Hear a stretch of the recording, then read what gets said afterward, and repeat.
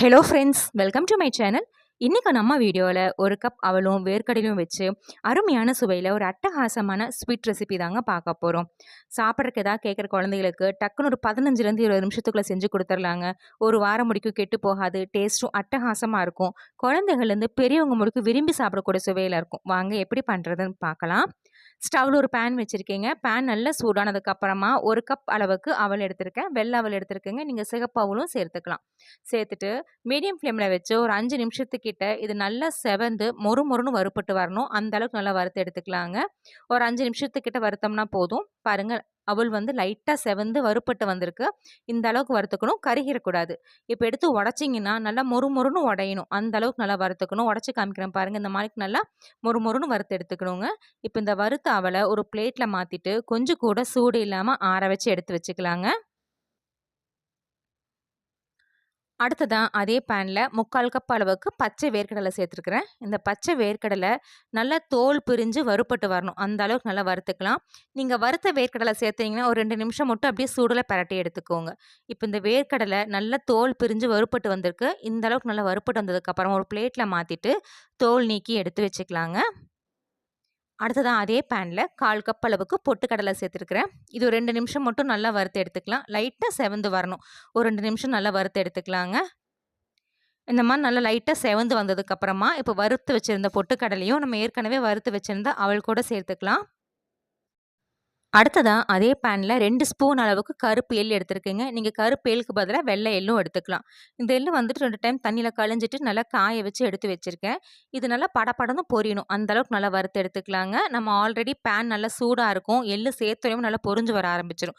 ஒரு 2 நிமிஷம் மட்டும் நல்லா வறுத்ததுக்கப்புறமா இது ஒரு தனியாக ஒரு பிளேட்டில் மாற்றி எடுத்து வச்சுட்டு ஒரு 1/4 மூடி அளவுக்கு தேங்காய் எடுத்து மிக்சர் ஜாரில் சேர்த்துட்டு கொரகொரப்பாக பொடிச்சு வச்சுருக்கீங்க. அதை சேர்த்துருக்குறேன்.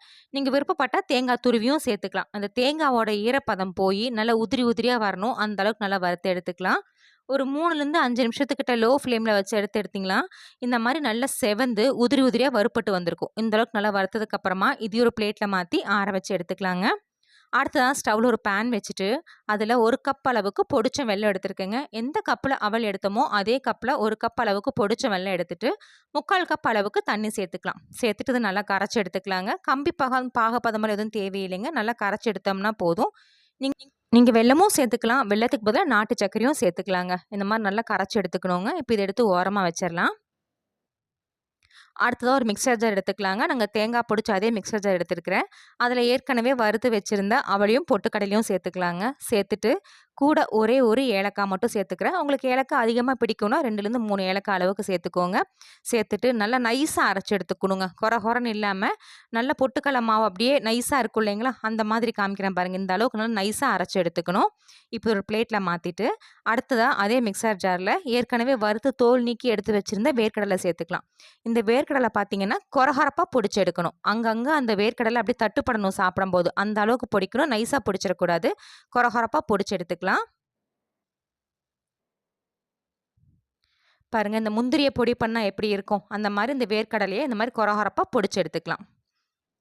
இப்போ எடுத்து ஓரமாக வச்சுருவோங்க. அடுத்ததாக ஸ்டவ்வில் ஒரு பேன் வச்சுக்கலாம்.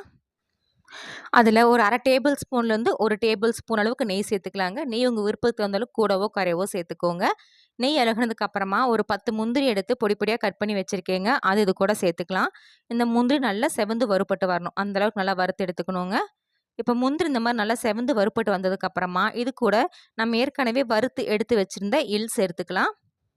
இந்த எள்ளும் சேர்த்துட்டு ஒரு நிமிஷம் மட்டும் நல்லா பரட்டி விட்டுக்கோங்க. பரட்டினதுக்கப்புறமா ஏற்கனவே நம்ம பொடிச்சு வறுத்து வச்சுருந்த தேங்காய் துருவலையும் இது கூட சேர்த்துக்கலாங்க. இது எல்லாத்தையும் சேர்த்துட்டு ஒரு 2 நிமிஷம் நல்லா அப்படி இந்த நெய்யில் நல்லா வதக்கி எடுத்துக்கலாம். இதெல்லாம் வதக்கும்போது ஃப்ளேம் நல்லா லோவில் வச்சுட்டே வதக்கிக்கோங்க. 2 நிமிஷம் நல்லா வதக்கினதுக்கப்புறமா நம்ம ஏற்கனவே கரைச்சி வச்சுருந்த வெல்லத்தை இது கூட சேர்த்துக்கலாங்க. வடிகட்டி வச்சு வடித்து சேர்த்துக்கலாம்.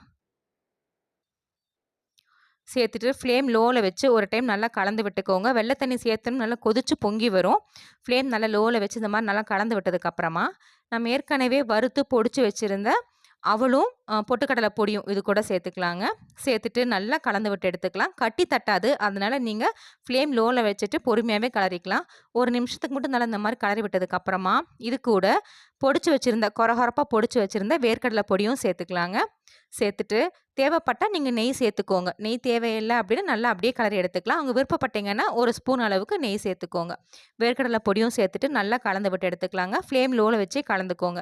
ஒரு 2 நிமிஷத்துக்கிட்ட பார்த்தீங்கன்னா, அந்த வெள்ள பாகு வந்து நம்ம சேர்த்துன அவல், இந்த வேர்க்கடலை எல்லாம் அப்படியே நல்லா இஞ்சி, அப்படியே கொஞ்சம் நல்லா கெட்டியா இறுகி வரும். இந்த டைம்ல 1 ஸ்பூன் அளவுக்கு நெய் சேர்த்துட்டு, ஒரு டைம் நல்லா கலந்து விட்டா போதும். இது கைவிடாம அப்படியே கிளறிட்டே இருக்க வேண்டிய அவசியம் இல்லைங்க. ஒரு 2 நிமிஷம் மட்டும் கிளறி விட்டுட்டு, ஃப்ளேம் லோல வச்சுட்டு, இந்த மாரி ஒரு டைம் பெரட்டி விட்டுட்டு அப்படியே விட்டுட்டீங்கன்னா போதும். நல்லா நமக்கு செட் ஆகி வந்துரும். ஏற்கனவே எல்லாம் நல்லா வறுத்து தான் சேர்த்துருக்கோம்.